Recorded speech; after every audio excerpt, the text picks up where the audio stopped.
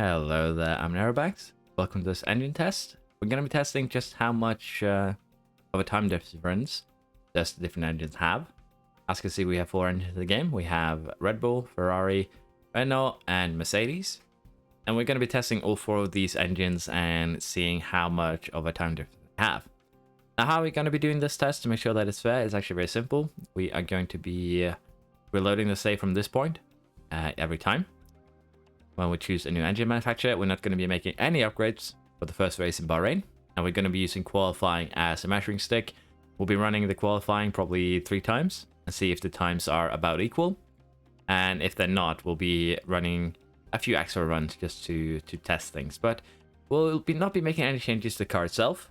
We'll be running the car as is, and we'll be using the same setup in practice, and then we will be testing in qualifying, probably Q3, just how effective, well, what the different times would be with the different engines.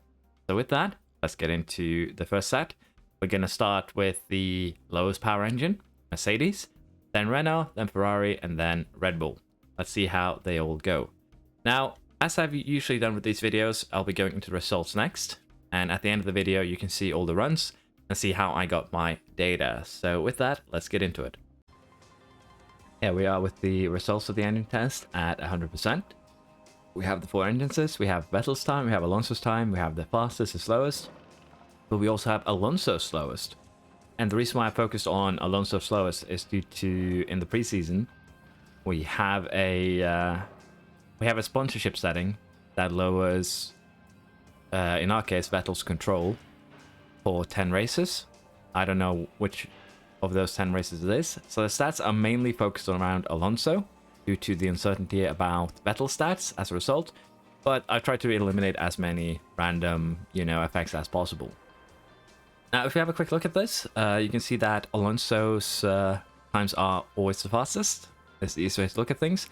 But surprisingly enough, both Alonso and also Vettel were slower in the Renault engines than they were in the Mercedes ones. I just could not beat Mercedes with Renault engines. We even gave an extra run there, 3 times 2 runs in Q2, as you can see. So that's a bit weird and awkward if you consider it from that perspective, but it would explain why the Mercedes engines are that expensive. So they might say 90 power, but they do seem to be better than the Renault engines by a couple of hundreds, so a bit quicker, unfortunately. But I don't think it was due to the test itself. It's just a bit weird. Might have double checked it later, but I don't have time now. So that's an anomaly that we might need to look at, but in general, the results are as one would expect. If we look at the middle column there, on the fastest times, you can see that 556 were the fastest time in a Merc, and then 560 was the fastest time in a Renault. So that's 500s between them, basically. When we go down to the Ferrari, it had a 29.501, which is, again, just 500s quicker than the Mercedes.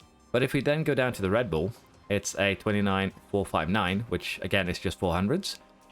But it would translate to that about 5% of engine power is actually very, very little in this game, potentially down to just 500s if you look at the fastest times.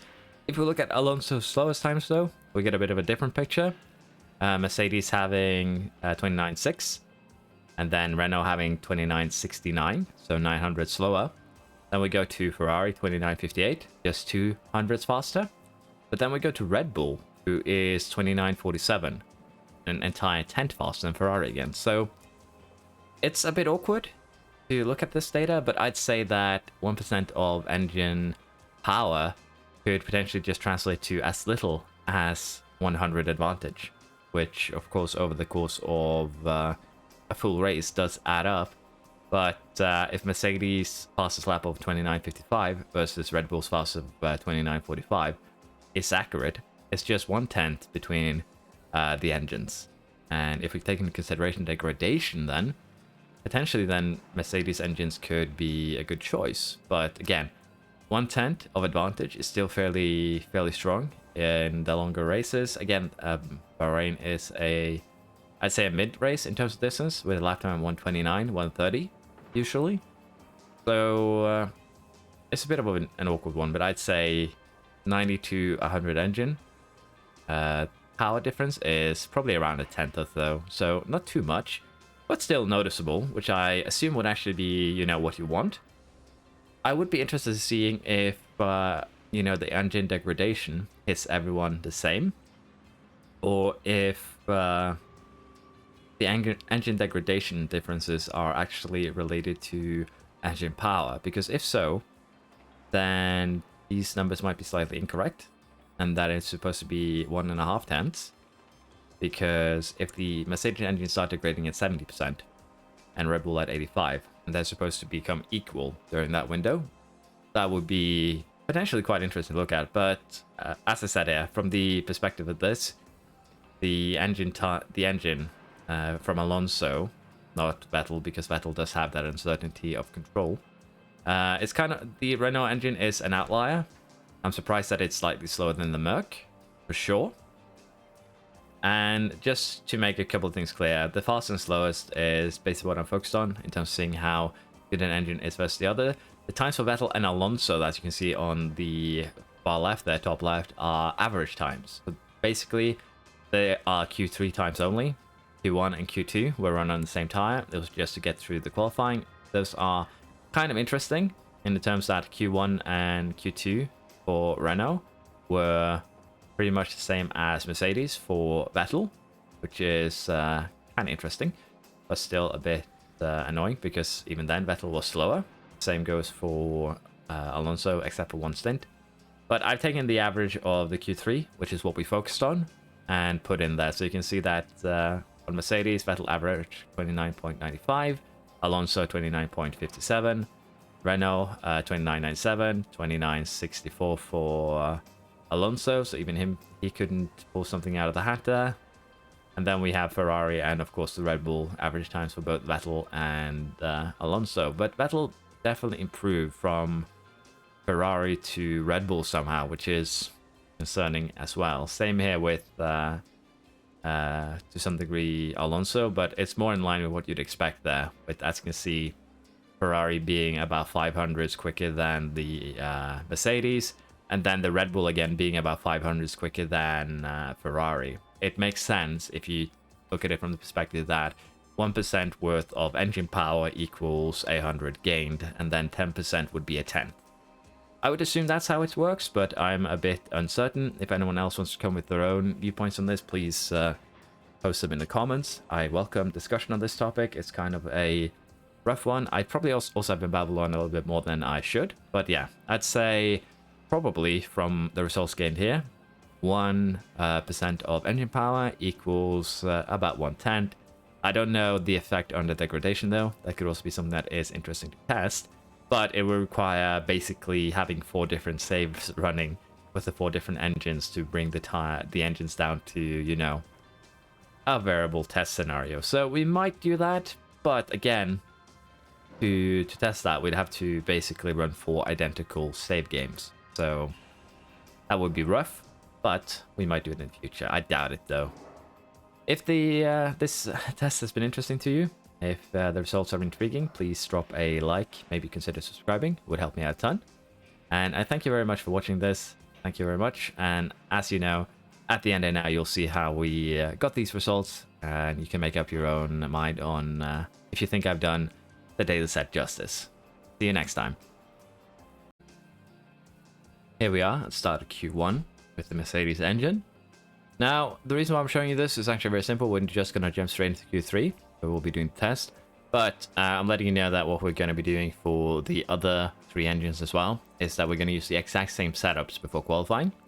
So for Vettel, this would be this one.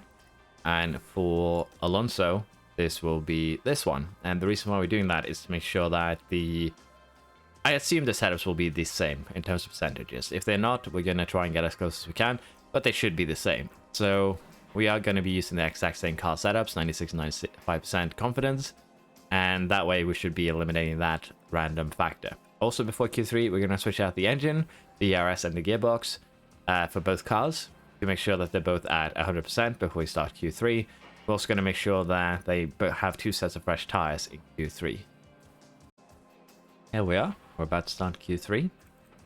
As you can see, they're on fresh tires, both of them. They both have fresh engines, and we have the same confidence. We'll be doing one run early, and we'll be doing one run late. We have fresh tires for all of these runs. We'll send Vettel out. We'll wait a few seconds, and then we'll send Alonso out. Again, could be a tow issue here, but as long as we send them out in the same order each time, it should be alright. And we'll see just how close or how far the times are. And the reason why we don't put as much into the Q1 time here, or rather the first run time here, is due to, as you can see there, a bit of a Russell block.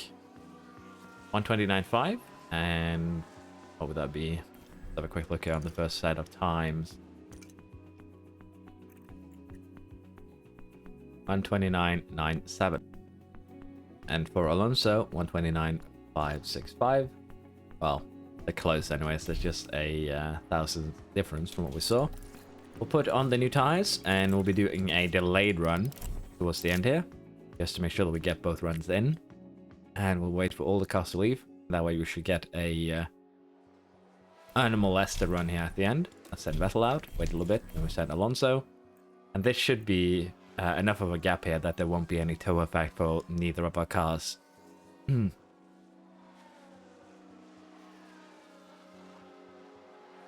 There we are. And it will seem like they didn't actually beat their first run result. Vettel beat his, but Alonso did not beat his. So let's have a quick look here on his second run. The 29.608, and for Vettel 29.929. We'll be redoing this and see if we get approximately the same numbers. Here we are. We have reloaded. We have the same compound, the same everything. Just reloaded the save. Let's get back into qualifying. And we'll be doing the same thing that we did last time. We'll be sending Vettel out. And because we have reloaded, we get a cutscene. And then we send Alonso out a few seconds later. Now, the reason why Alonso maybe didn't beat his first time is because of the Vettel tow. So we'll do the same here and see how this plays out. Russell is again being the blocker. And 29.566. That's identical to his first run, I believe. And I don't know if Vettel had the same time. Let's have a quick look here. Lap history, Vettel 29.930. He did 29.29. So again, also virtually identical. Now wait a minute. That was the second run. First one was 29.997. Okay, so pretty close. Alonso, on the other hand, did an identical lap with the tow. So let's see how the second run goes. The reason why I'm pausing and rather cutting the video here is because I am noting down the time numbers in an Excel sheet that you probably have already seen. But it's basically just a summary of the numbers, or rather lap times, and we'll see how we could take an average, we could take best times. We'll probably do both, actually, in terms of how time went. So there we go, everyone has left. Send Vettel out, maybe send him a bit too close. Then we send Alonso, and we'll see how they do now on their final run in Q3.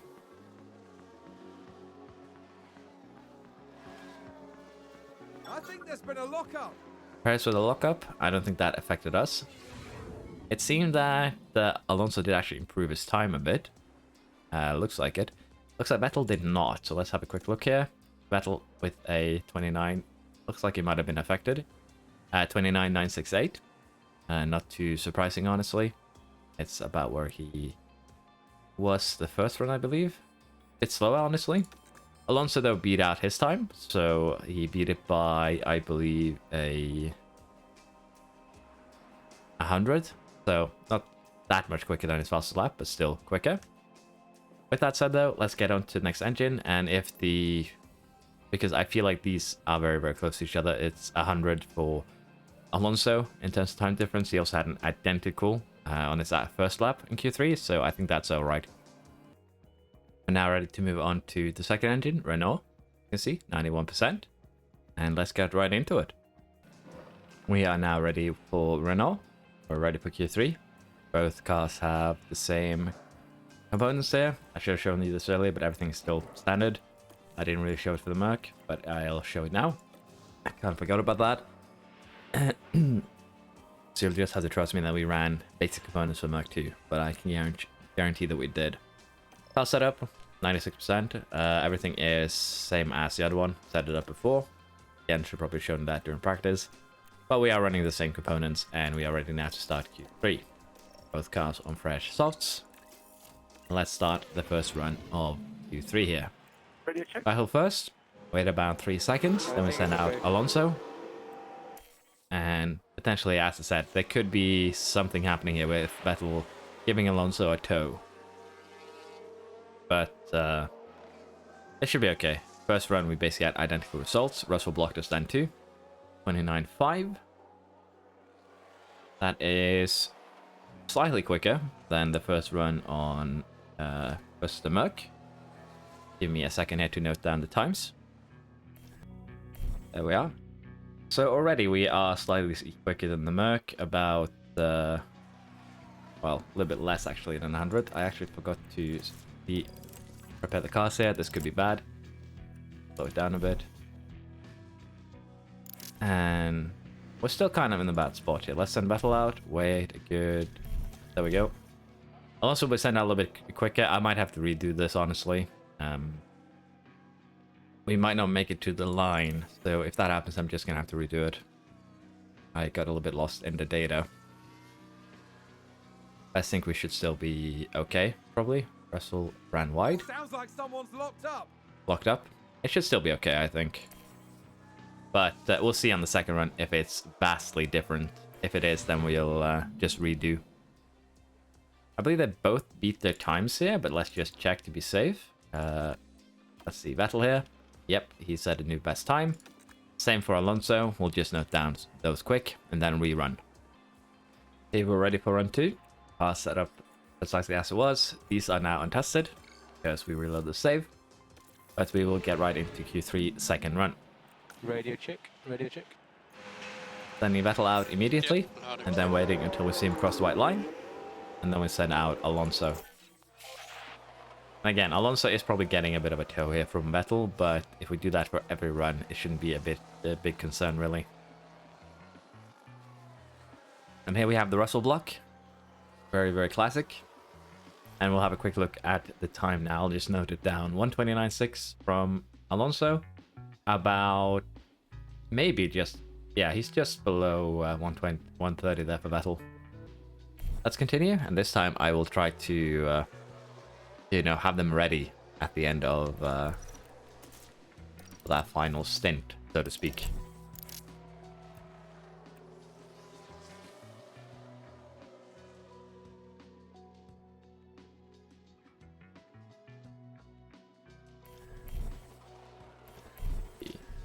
This is good enough. We'll send Vettel out. We'll wait a little bit, then we'll send Alonso.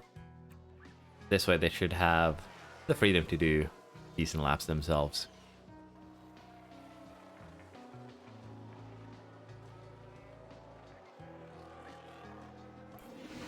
Let's see if they improved or not. So this is Alonso's quickest time. Vettel, I believe I don't think this is Vettel's quickest time, actually. We'll have a look at that. Data view. Lap history for Vettel. That is his fastest during this quali. Alonso had a quicker one earlier. That's fine. Let's note down the times, and I'll see if they're close to each other or if we need to do another run. We're going to do another run here. Vettel's quality times have been fairly consistent. About 995 to 997. But he also had an outlier in 859. And for Alonso here, Q3 first attempt was 560. Now it's 69.3. So let's get this a redo and see which one of them we're going to go with. And we're back. Everything has... I've not touched anything. Let's get ready to go for one more run. And it might just be that we sent them out super late last time. That on the first run, I kind of skewed the data. We'll try and send them out at around the same times. Also actually a little bit late there, keep in mind.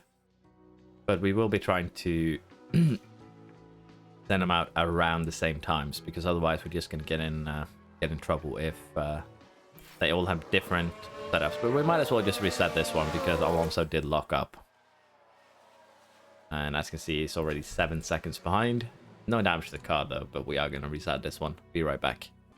Here we are. Let's try and get this done properly. Let's hope Alonso does not lock up.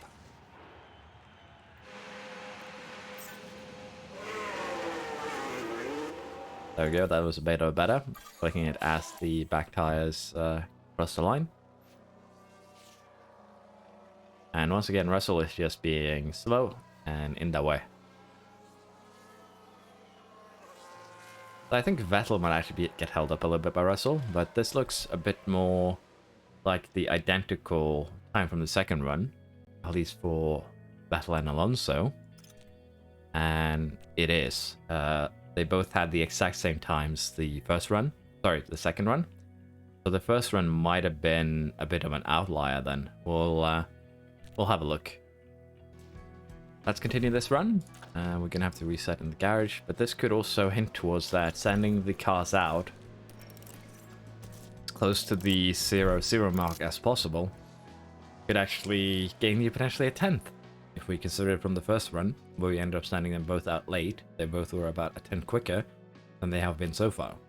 So we might actually end up doing, inadvertently, do a quality test here. So we'll try and delay it to 2:30, then send him out at 2:20. This is very, very late, don't get me wrong, but I want to see just how the times look if we send them out this late. Still 20 seconds before the time, but we might actually want to try and do this again and send them out even closer to time. Doesn't look like neither of them improved. And that was basically what we saw in the previous run too. Vettel is just 1,000 off, he was 995. And we'll have a quick look here on Alonso's time, which is a bit off by about... This actually matches his first run in Q1. It's Q3 finishing run, yeah. He's also just 4,000s off, so... I think this is what we should go with. I guess the first run was an outlier due to us messing up, but they were both about a 10 quicker on the final run there when they were super late. So, I don't know. Might be an outlier, as I said. We'll be putting down these numbers and then moving on to Ferrari. We are ready for the Ferrari test, as you can see. They have one of the most expensive engines along with Mercedes. 95% power though, and we'll see if they can beat out the times of Mercedes and Renault. There we are, we're ready for Ferrari. All the car parts are in the place for both cars. Confidence is the same, set up the exact same way as they were on the 2 previous sets. And as you can see, these are the current best lap times in Q1 and Q2. So, we'll be trying to make something out of Q3. I have been noting out Q1 and Q2 times, and so far they aren't that different from really what you'd expect. I am wondering though if Norris is going to be a problem here. We kind of smashed in between a lot of cars here on this first run. Not usually how it goes, but that should be alright. Vettel might get a tow here from Perez. Verstappen a little bit in the way. Once it was not Russell. So let's just note down these times for now. I'll do that quickly. There we are. And kind of what we'd expect. So far we actually had the quickest time from Alonso. Again, it was kind of concerning because the Renault engines look to actually be slightly slower than the Mercedes ones in our test so far, which is not how it's supposed to be. So I was wondering if maybe all the engines were running the same one. 40 and 20. There we go. Should have done that a bit earlier. Send them out at 40 and 20. We might redo the other ones. But we'll try and send them out at 40 and 20 for the remaining of the tests here, just to make it a bit simpler. So, Alonso did not beat his time, as you can see. And I believe neither did... I believe Vettel beat his time, though. Yep, 29.8 versus 29.5. He actually had an identical time as his first run. That's interesting. With that, though, we will reload and retry again. Here we are. Everything is the same, although the game isn't really telling you because of the reload. And with that, we will now restart this qualifying. And we'll see if Alonso can get identical times again, which would honestly be quite impressive, all things considered. So again, Vettel and Alonso are both getting toes here. We'll see how they do in this on this first run. Alonso's time was a 5:01. He's a bit slower this time. We'll just quickly note down their times. The times have been noted down. Let's get ready for the second run. And 1 and 2. And we'll send them out at 40 and 20 again. Well, close to it anyways. 240, 220, not 440. That would have been a bit too early, unfortunately. So there we are, 240 for Vettel. 220 for Alonso. Let's see how the times are now compared to the first run, because now they are completely free of any, other driver. It was 29.8 on the first for Vettel. Looks like a little bit of improvement there. About the same, I believe, for Vettel. Let's just see how the times stack up. So the first run for Alonso was a 29.501 times 2. He's a little bit behind that now. For Vettel was a 29.85, so he's also a little bit behind. But I think these are close enough that we can be happy with just these 2 runs. We're now ready for the final set of engines, Red Bulls. Let's get started. I'll mention this earlier too, but I have been making sure that the one that has an effective control has always been Vettel and always been 10. So that should not affect the test at all. But I just realized that I forgot to mention it earlier on, so my apologies. Here we are. We are ready for the Red Bull test. All pieces, the first additions. All cars pass 100%. We have the same confidence, the same setups there. And as you can see, the times are looking already a little bit better in Q1 and Q2. But it's Q3 that really matters. I'm just going to double check that we're actually on the correct tire. We are. Both cars. There we are. Let's get into it and see how we do here in the Red Bull engine that is supposedly the fastest. Let's see if that is the actuality, and then potentially how much quicker it is, because there's supposedly 5% between Red Bull and Ferrari and 10% between Red Bull and Mercedes. Russell once again being the blocker, and already it's looking, I believe these are the fastest times both our drivers have set. I'll just note them down quickly and then we'll go through them. Okay, I had a quick look at the numbers here. So Alonso's time of 1:29.465 is just a 10 quicker than the Mercedes time in Q3 first run. It's a 10 and 100 quicker than Renault. They were 100 behind Mercedes, and it's just 400s, well, less than that actually, 3500s quicker than Ferrari, so to speak. So it's not super quick. The surprising thing though is actually Vettel's time of 7:77.2. It's the quickest time he's set in any start Q3, as far as I can see, and it's quicker by 0.2 compared to his other ones. Going from Mercedes to Ferrari virtually had no difference. He had about the same time in Mercedes and Renault. In the Ferrari, he was 300s quicker than that again, but now he's beaten that time by almost 0.2, so this could also be an anomaly. Again, also with Vettel here, we've had him take the media tour, which lowers control, and it's 10 races, but I don't know which 10 races, and that's the problem. So that could also have an effect on his times. Alonso is the only who has pure times that we should be focusing on. But let's get them in. Let's get them reset up for the next run, and we'll see if they can do the same on, well, the reload. I am getting a bit into the results here now at the end, so my apologies for that. It's basically supposed to be proofing. 240, 220, I might have to redo the earlier ones. We'll see, but I think the Ferrari and Red Bull test at least is good. A little bit off there by a second. We got Alonso out at the correct time. Let's see how this run looks compared to the previous ones.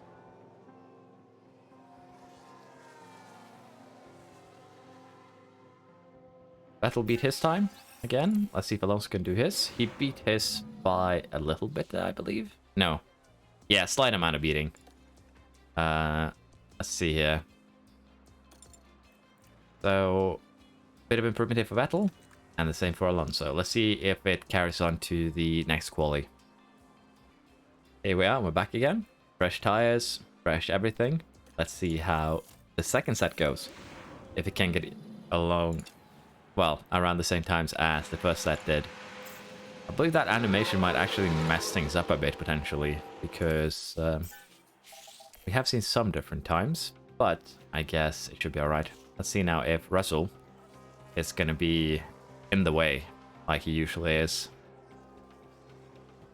And it looks like he is, but it looks like he blocked Vettel more than he blocked Alonso, and I believe that is, once again, a really good time. Not as good as the first set. He's about 8,000s behind, but it's really close. And for Vettel here, a good block, maybe a little bit more than he used to. He's about a tenth behind his first set, so we'll see how the second run goes. Let's get him in the pits and put on new tires, and then we'll do run 2.